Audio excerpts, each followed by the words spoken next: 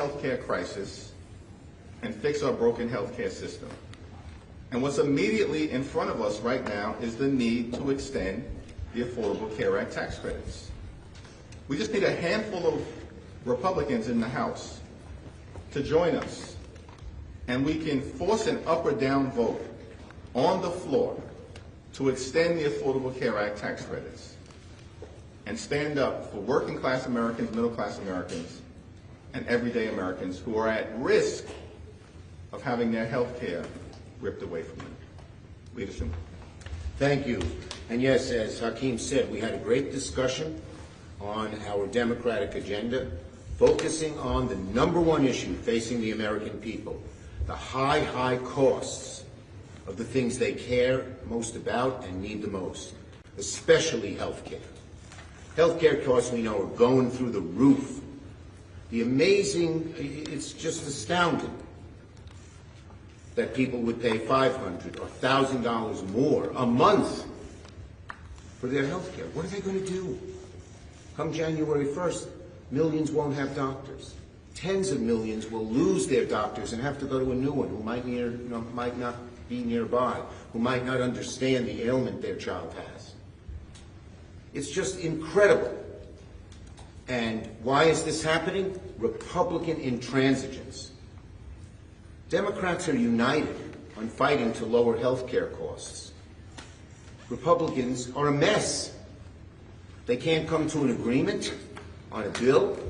They can't come to an agreement on a solution. Many of them don't want any solution at all. Well, next week, Republican senators will have an opportunity to show the American people they want to lower their health care costs, or they will spurn the American people's desire to lower those health care costs by not supporting Democratic legislation. They are in a bubble. From Donald Trump on down, Donald Trump says there's no affordability crisis. What kind of world is he living in? He's a billionaire. He doesn't have to worry about paying his medical bills, his heating bills, his food bills. But as president, you'd think he'd have some understanding of how the vast majority of Americans live every week, struggling. How are they going to pay this bill? How are they going to pay that bill? What am I going to cut off? But they're in this bubble. They don't get it. Well, Democrats know our job is to fight for the American people and to lower their costs. Republicans have no unity. So Democrats are fighting to lower health care costs. Republicans are fighting with one another. Questions? Thank you. Actually, this is directed to you, Leader Schumer. Do you plan to introduce a proposal for a clean 3-year extension similar to the discharge petition that the leader put forth ahead of next week's vote? And second... Well, can you answer the first one in 2 words? Stay tuned. Second question. Okay, but you're united, right? So we are united. We are united. Okay. Second question... We are not united within the entire Senate caucus. Okay. Second question. I'm just curious if either of you have seen this new DOD IG report. I know it hasn't been made public yet, but there are some details that have come out suggesting that the Secretary may have jeopardized sensitive military information in that Signal group chat. Just want your reaction. I haven't seen it yet. It's only available right now, a classified version to the members of the Intelligence Committee, but I await its release publicly tomorrow. Yeah, I have not seen the report. Pete Hegseth is the most unqualified Secretary of Defense in American history. The sooner he's gone, the better off the American people. Peter Jeffries, do you support President Trump's pardoning of Henry Cuellar, and have you spoken to him to Cuellar today, and do you believe that he will stay loyal to the caucus? I issued a statement on this earlier. My statement speaks for itself. I look forward to talking to Henry when we go on the floor in just about an hour. Here we go. If Democrats are united on this health care issue, why are you not stating your plan at this point? Are you hoping for a bipartisan agreement to come together, or what is the reason to not? Look, the Republican senators have an opportunity to show they're on the side of the American people, and next Tuesday's or next week's vote, we don't know what day yet, next week's vote will show whose side they're on. Are they on the side of the billionaires? Are they on the side of Donald Trump, who says he doesn't even know what affordability means, and is it a crisis, or on the other side of the American people? We'll see. When are you going to tell us what you're voting on? Stay tuned. Yeah, this is not that complicated. What we've seen, right, House Democrats and Senate Democrats in complete alignment in defending the health care of the American people from the very beginning. Every single House Democrat, every single Senate Democrat opposing the one big ugly bill. Why?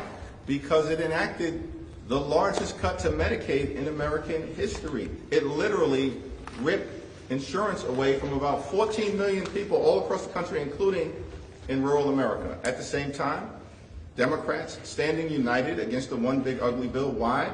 Because it set in motion hospitals, nursing homes, community-based health centers closing all across the country. We oppose the cuts to the Centers for Disease Control. Together, we oppose the cuts to the National Institute of Health. We oppose their effort to take away vaccines from the children of America, and now you see people getting sick all across this country, including in South Carolina, where kids actually couldn't even go to school, apparently, for weeks because of the Republican health care crisis. And we're standing together in fighting to extend the Affordable Care Act tax credits. Thank you. Leader Schumer said that Republicans will have a chance to support some people's legislation next week. But Speaker Johnson reportedly told President Trump to pull back his plan that he reportedly planned to put forward. So even if something happens in the Senate next week, how are you thinking about what's happening over on your side of the Capitol in terms of, Speaker Johnson not supporting any type of conversation around extending these tax credits at this point? Well, Mike Johnson has consistently made his position clear. He's got zero interest in protecting the health care of the American people. And these folks over on the House side, these Republicans, they've tried to repeal the Affordable Care Act more than 70 different times. We know who they are. They've shown the American people this consistently. And the American people know that Democrats in the House and Senate are actually fighting to make their life better, fighting to lower the high cost of living, fighting to address the Republican health care crisis and fix our broken health care system. In terms of movement in the House, all 214 House Democrats have signed the discharge petition that will force an up or down vote. All we need are 4 House Republicans to join us. There are 219 of them. All we need are 4. Dozens have said that they were prepared to work with Democrats to extend the Affordable Care Act tax credits in the aftermath of the Trump Republican shutdown ending. The Trump Republican shutdown's over. And now we've got a vehicle here in the House. All we need are 4 Republicans to join us, and we can prevent tens of millions of people from having dramatically increased health insurance costs. In some cases, $1,000 or $2,000 per month in terms of the increases that everyday Americans will be forced to endure. That's unacceptable, particularly in the wealthiest country in the history of the world. I would say this, the petition, the discharge petition in the House and the vote next week in the Senate are going to be one of the most important moments in this whole Congress. Since 1993, there's been a fight between the two parties, since Hillary Clinton proposed a health care proposal back then. And that is, who is going to lower your costs? Who is going to make health care more affordable? Who is on your side when all the special interests aren't? That's what's happened throughout. And this is an important moment. Will Republican senators join us to lower costs? Will a handful of House members join the discharge petition? It's in their hands. It's in their hands, and the American people know it. Thank you. If Democrats are united behind the plan, does that mean that negotiations with Senate Republicans on a bipartisan proposal are over? Look, we're willing to negotiate with anyone who will really lower health care costs. So far, they're so flummoxed, they're not even able to negotiate among themselves. That would be the first step, wouldn't it? Last question. Is December the end of this fight, or could these credits be extended in January? I understand it's probably more complicated, but is it possible with this effort? Listen, we're in this fight until we win this fight on behalf of the American people. That means extending the Affordable Care Act tax credits, and the clock is ticking. We need to do this prior to December 31st. There's no reason not to. These Republicans raced in the middle of this year to enact massive tax breaks for their billionaire donors. They raced back to to Congress here in the House of Representatives on July 3rd in order to pass their one big ugly bill and to make those massive tax breaks for their donors permanent. And yet they've shown zero urgency when it comes to protecting the health care of the American people. And we're going to continue to fight this battle until we're successful. And hopefully, just a handful of Republicans in the House and in the Senate will join us so we can get this done before the end of the year. You're going to hear about the high costs that Americans have to pay for so many important things, especially health care, over and over and over again throughout this next month and all of next year.